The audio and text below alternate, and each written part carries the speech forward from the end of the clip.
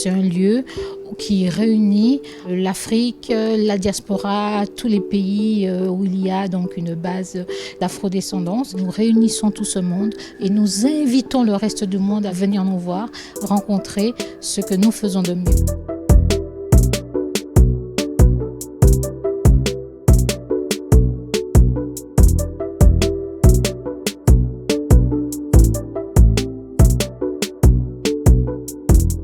Avant, il n'y avait pas vraiment de présence africaine à Cannes.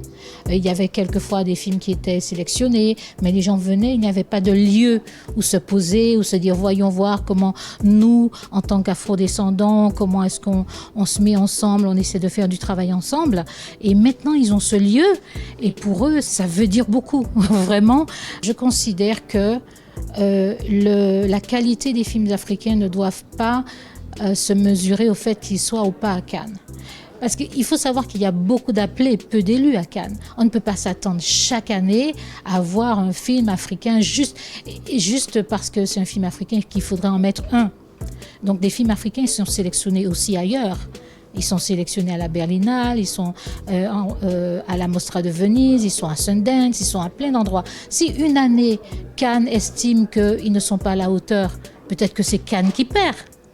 Mais en tout cas, nous sommes là et nous faisons en sorte que ce ne soit pas juste des films qui vont dans des festivals, mais que ce soit aussi des films qui génèrent des revenus pour les cinéastes, pour qu'ils puissent en vivre et peut-être être en mesure de créer un autre film ensuite. C'est ça notre but, hein. Le festival, c'est une vitrine. Le marché, c'est encore une autre vitrine et nous sommes là pour mettre en relation donc les financiers, les cinéastes, les producteurs, etc. pour qu'il y ait un vrai marché.